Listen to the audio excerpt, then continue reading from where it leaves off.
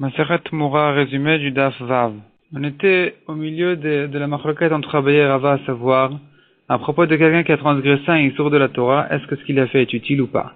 Selon Abaye, ce qu'il a fait est utile, selon Rava, ce qu'il a fait, n'est pas utile du tout. La Gemara avait ramené déjà une dizaine d'objections sur Abaye ou sur Rava, à chaque fois une autre, et la Gemara continue à ramener encore quelques objections, on voit dans la Torah, comme Abaye ou comme Rava.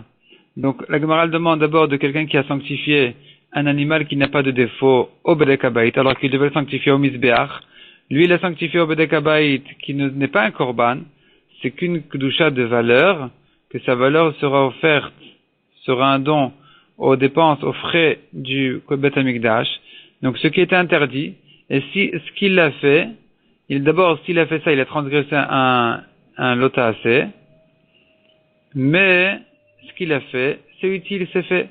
Donc ça, c'est une objection pour Rava, il faut ici une rachat spéciale.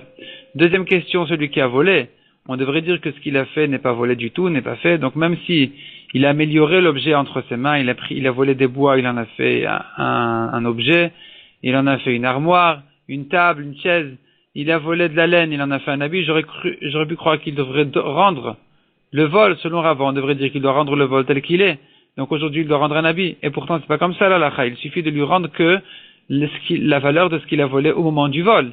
Donc on voit que ce qu'il a fait est utile. Donc ici, on a besoin d'une rachat spéciale pour expliquer pour quelle raison on dit que ce qu'il a fait était utile. Troisième question, il est interdit de prendre un gage de force. Le prêteur ne peut pas prendre de force le gage de celui qui lui a emprunté de l'argent. Et malgré tout, s'il l'a pris, ce qu'il a fait, ce qu'il a pris est pris. Et ici, à nouveau, on a des drachot. Pour expliquer que ici, exceptionnellement, ce qu'il a fait est fait. Quatrième question, il devait laisser au coin de son champ, aux pauvres, l'APA, le coin du champ. S'il ne l'a pas fait, on lui dit qu'il doit le laisser dans tout état que la récolte en est. Si elle a déjà été récoltée, alors il doit le laisser des gerbes. Et si il n'a pas laissé des gerbes, alors il doit laisser ainsi de suite dans chaque étape, même si selon Rabbi Shmuel, je pense, il y a un avis qui dit que selon Rabbi Shmuel, lui, même si il en a fait déjà du pain, de la pâte, il doit réserver de la pâte le coin qu'il aurait dû laisser aux pauvres. Donc on voit vraiment que ce qu'il a fait n'était pas utile, c'est une objection pour Abaye, et à nouveau ici on a des drachot. Des drachot pour Abaye, et Rava qui doit expliquer les drachot autrement. La Gemara demande finalement, après toutes ces questions-là, on a vu déjà 14 questions, et à chaque fois on a trouvé une réponse. Donc qu'est-ce qui reste finalement? Dans quel cas Abaye et Rava seront en marloquette? À chaque fois on a une raison spéciale de dire que non, ici la halakha elle est comme ça. Et ici la Torah a dévoilé que exceptionnellement c'est comme Abaye ou comme Rava. Donc finalement, tout le monde est d'accord dans tous les cas. Alors dans quel cas il y a une marloquette? Répond la Gemara, celui qui a pris des intérêts. Il a prêté de l'argent, il a pris les intérêts alors que c'est interdit. Selon Abaye, il ne doit pas rendre parce que ce qu'il a fait est utile. Selon Rava, par contre, il doit rendre.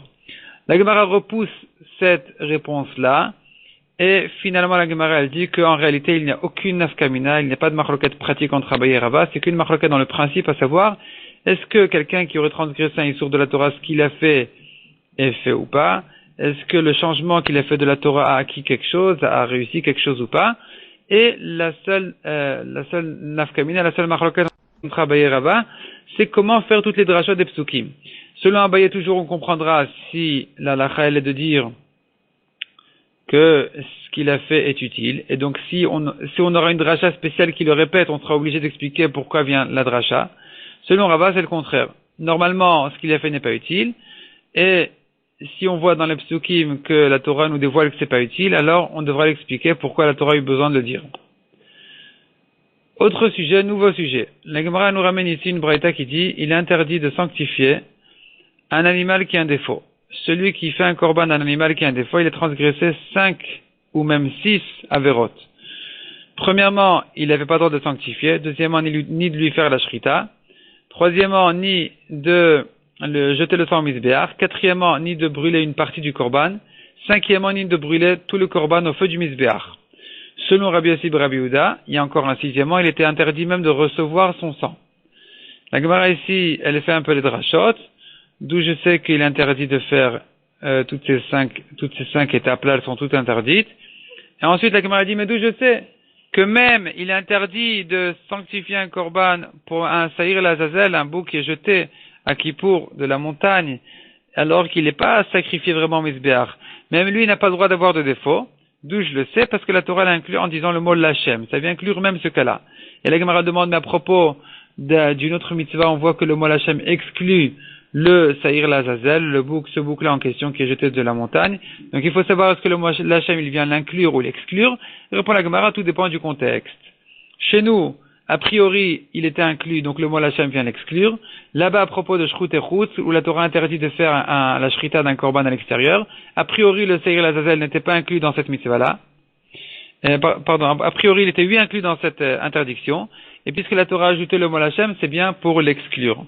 Donc finalement, là-bas, on aura le droit de lui faire, celui qui a fait la shrita à l'extérieur du Seir Lazazel, à l'extérieur du Beth Amikdash, il est patour. Et dans notre contexte, quand on est en train de parler d'interdire de sanctifier un korban qui a un défaut, a priori, ça ne devait pas concerner le Saïr Lazazel. Si la Torah a ajouté le mot Lachem, c'est pour dire que lui aussi est interdit. La Gemara ensuite s'attarde sur encore une autre question, à savoir, mais de toute façon, il est évident que le Saïr Lazazel ne peut pas avoir de défaut. On ne peut pas le sanctifier avec un défaut parce qu'il devait être apte à être un Saïr Lachem. Tant que le Kohen Gadol n'a pas fait le Gora, il n'a pas pioché qui sera Lachem, qui sera Lazazel, on ne sait pas qui c'est qui va sortir l'Azazel. Donc il est obligé d'être sans défaut de manière à ce qu'il puisse être aussi l'Hachem. La Gemara donne dessus deux réponses. Soit il s'agit d'un cas spécial où le Seir l'Azazel est mort, et donc je peux amener un nouveau, et le Seir l'Hachem, on lui a fait la shrita, on a reçu son sang est là, il est présent, il est kasher. Il suffit d'amener un deuxième bout qui sera immédiatement, automatiquement l'Azazel, même sans Goral, selon Rabbi Shimon. Et donc là j'aurais pu croire qu'il peut avoir un défaut Kamash Malan que non. Deuxième réponse, il s'agit ici d'un cas où il a racheté. Il a racheté pendant qu'Ippour, le Seir Lazazel a pris un défaut, et il le rachète sur un autre bouc qui a un défaut. Ça aussi s'interdit parce que finalement il réserve un bouc pour être l'Azazel, malgré son défaut. Et ça c'est interdit. C'est ça le chidouche, que même dans ce cas-là, c'est interdit malgré qu'il n'a pas besoin d'être apte à être l'Hachem, parce qu'il n'y a pas de Goral à faire ici. Et malgré tout, la Torah vient nous apprendre qu'il ne peut pas avoir de défaut.